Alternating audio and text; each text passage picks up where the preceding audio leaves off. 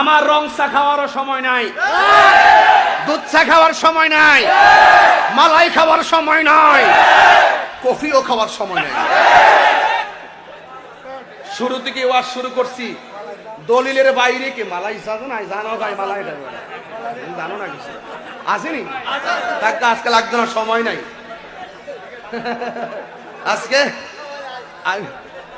যাই হোক, আজকে ওয়াজের শুরু থেকে আমি আলোচনা শুরু করছিলাম, দলিলের বাইরে কি একটা কথা বলছি?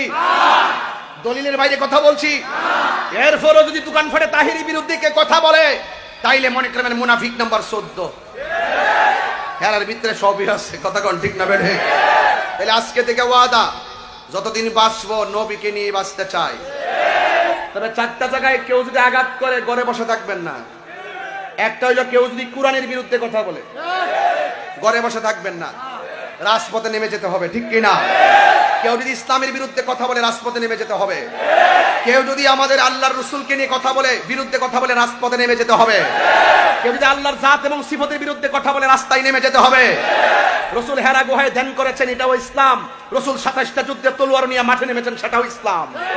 তাহলে খানকায় বসে বসে শুধুমাত্র বসে বসে তাসবিহ জপ আর মুরাকাবা করবো, এটা হবে না।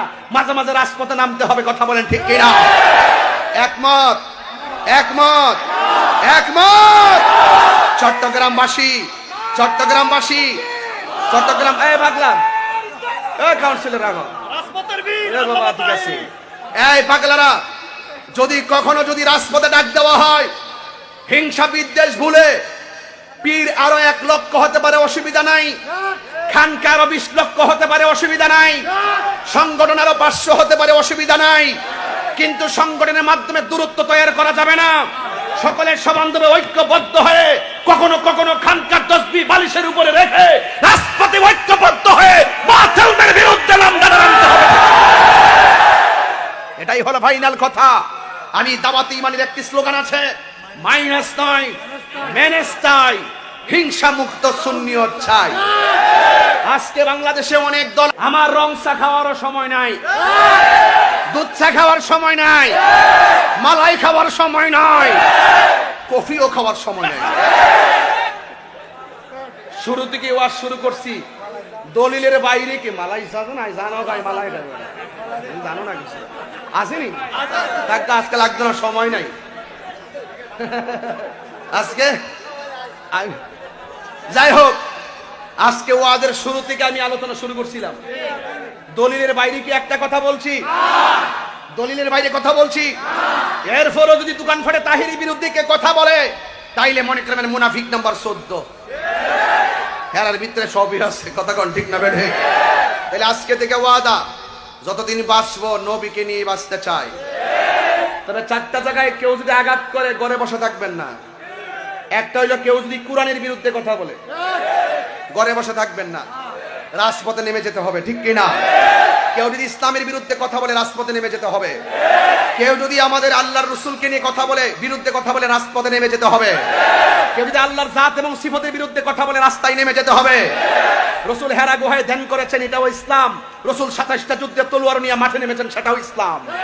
তাহলে খানকায় বসে বসে শুধুমাত্র বসে বসে তাসবিহ জপ আর মুরাকাবা করবো, এটা হবে না। মাঝে মাঝে রাজপথে নামতে হবে, কথা বলেন ঠিক কিনা? একমত, একমত, একমত। চট্টগ্রামবাসী, চট্টগ্রামবাসী, চট্টগ্রাম, এই পাগলা, এই কাউন্সিলর আগো রাজপথের বীর, এ বাবা ঠিক আছে।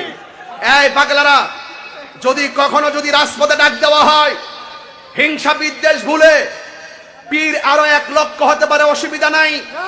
খানকা আরো 20 লক্ষ হতে পারে, অসুবিধা নাই। সংগঠন আরো 500 হতে পারে, অসুবিধা নাই। কিন্তু সংগঠনের মাধ্যমে দূরত্ব তৈরি করা যাবে না। সকলের সবান্ধবে ঐক্যবদ্ধ হয়ে কখনো কখনো খানকার তসবিহ বালিশের উপরে রেখে রাজপথে ঐক্যবদ্ধ হয়ে বাতিলদের বিরুদ্ধে নাম দাঁড়াতে হবে। এটাই হলো ফাইনাল কথা। আমি দাওয়াতে ইমানের একটি স্লোগান আছে, মাইনাস নয় মেনেস চাই, হিংসা মুক্ত সুন্নিয়ত চাই। আজকে বাংলাদেশে অনেক দল